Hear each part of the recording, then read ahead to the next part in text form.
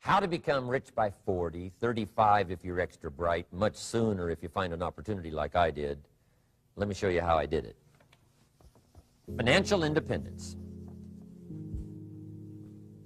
First of all, I like the phrase financial independence. Some people are a little bit concerned about using the word becoming rich or becoming wealthy, and I can understand that. I struggled a little bit with this. Is it okay to go for becoming rich, go for becoming wealthy? And maybe that's a bit too strong a word or strong a term. So here's what I've come up with that I think is comfortable for me, and that is how to become financially independent. I think it's every person's heritage here, especially in America, to become financially independent. Now, let me give you my definition of financial independence. Financial independence is the ability to live from the income of your own personal resources. Financial independence. Now, it depends on how you want to live. If you need $2,000, $3,000 a month, if you need $4,000 or $5,000 a month, if you need $10,000 a month, some people may need, $100,000 a month. But whatever you would need to live, and you could earn that living from the income of your own personal resources, that's what I call financial freedom, financial independence. And let me show you how to acquire it. If you start at age 15, between ages 15 and 35 is 20 years, and in my personal opinion, based on my own studies and my own experience, 20 years, in my opinion, is enough time to become financially independent. If you're not, you don't live in the wrong country. Probably what's happened is you have the wrong plan. And it's easy to be a nice person with the wrong plan. I found that when I was 25 years old. I was broke at age 25, and I was a nice guy. You would have liked me. But I'm telling you, my plans up until then, especially my financial plan, left me broke. I totally changed it the next 6 years, and I became financially independent. So I know what I'm talking about. It is possible in a reasonable amount of time, 15 to 35, whatever, 20 years time, enough time. You can do it in a much shorter period of time, like I did if you want to. But this is a reasonable enough time. But here's number one. First of all, you got to have the right philosophy. Philosophy is our ability to gather knowledge and sort through it and decide what's valuable. To develop a philosophy about life, a philosophy about our health, a philosophy about our family relationships, a philosophy about economics. And if you develop the right philosophy, that's what helps to set this sail so that in 6 years it takes you where you want to go, instead of winding up like I did that first 6 years of my economics, broke, no money, empty bank account. The right philosophy. Now let me give you a couple of philosophies to consider. Here's the first one. It's called the philosophy of the poor. And here it is. Poor people usually spend their money and invest what's left. That's the philosophy of the poor. Now here's the philosophy of the rich. Rich people invest their money and spend what's left. And here's the startling answer. It really doesn't matter what the amount is. What's most important is not the amount. What's really important is the philosophy. So I would ask you to adopt this philosophy of spending after you have invested. Invest first, then spend. And I've got a little formula that I'm going to share with you. Now, what should a child do with a dollar? I mean, there's a lot of debate going on, I'm sure, across the country on what a child should do with a dollar. Here's one opinion. It's only a child and it's only a dollar. What difference does it make? Well, in my opinion, it makes all the difference in the world. A person's economic future starts with a child with a dollar. Somebody says, oh, no, you're only young once. Let him spend it all. Well, when would you hope that would stop?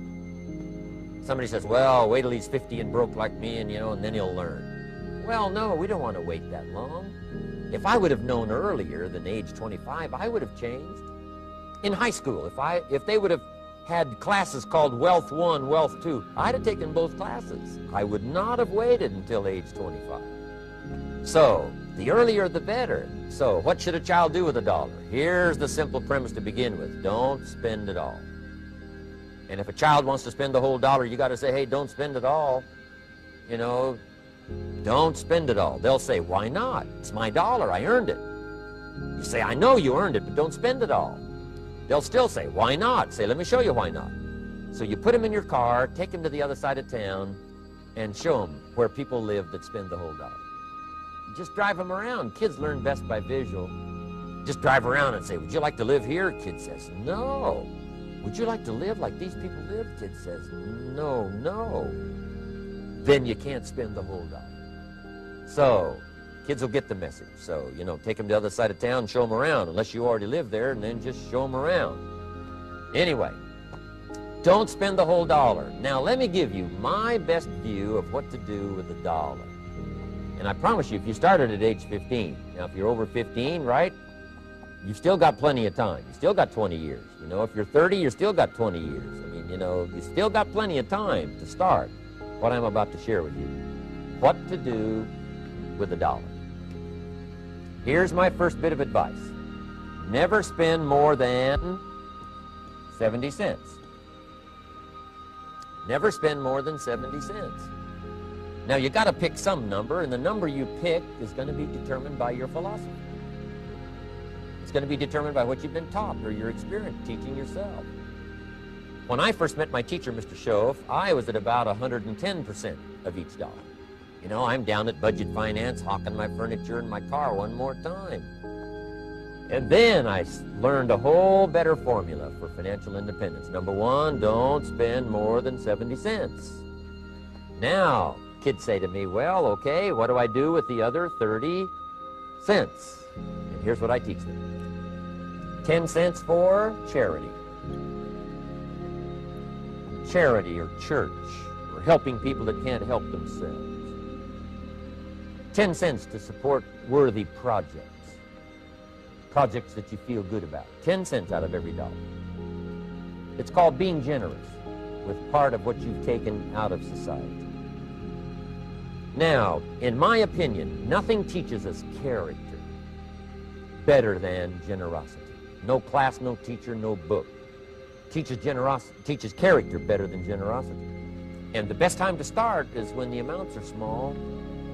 And I know if kids learn these lessons well, they'll give a dime out of a dollar, help people that can't help themselves, support worthy projects. Or if you belong to a church, they teach tithe, piece of. That's very important. Now, because when the amounts get larger, sometimes it's a little more difficult. You know, giving 100,000 out of a million, someone says, oh, if I had a million, I'd give 100,000. I'm not sure. That's a lot of money. So the time to start is when the amounts are small. 10 cents out of the dollar. Okay, next 10 cents I call active capital. Active capital means do something to make a profit. Active capital. Set aside a portion of your income. Wages are okay, but I'm telling you, wages will make you a living. Profits will make you a fortune. So set aside part of your income as capital, called active capital. Any kind of project you can possibly think of, you can possibly come up with. I'm going to write a new book, I think, for kids. I think the title is going to be, Of Course Kids Should Pay Taxes. It's kind of an interesting title. In California, kids do pay taxes. When a child walks into 7-Eleven, buys something that costs $1, the proprietor says, give me 7 more pennies. And the child says, hey, what's these 7 pennies for? And the proprietor says, that's the taxes. Kid says, well, hey, I'm only 8 years old. Proprietor says, congratulations, you're my youngest taxpayer. Give me the money. So in California, where I live, kids do pay taxes. Big question is, should they? And my book will answer that question. Of course, kids should pay taxes. Nothing is for free. If you want to ride your bicycle on the sidewalk instead of in the mud, you got to pay the 7 pennies. Nothing is free, so we all have to pay. So, 10 cents out of your living, out of the money you earn, set aside for capital. Capital to try your best to show a profit. And in my book, it's going to be all kinds of ways kids can make money, right? 2 bicycles, one to ride and one to rent. I mean, you know, it doesn't take long to figure out some enterprise that'll start making a profit. Then you must jot this down if you're taking notes. Profits are better than wages. Own business, things have worked out for you for the future. The position you always want to be in is the power position, and that's called the lender. The lender is the power position. So if kids learn early enough, and then you ask them what they'd like to be when they grow up, I'm telling you, once they understand, they'll say, well, one of the things I want to be is one of those lenders. That's the power position, not the spender. No, you'll be pitied the rest of your life if you just become a spender. You got to become a lender.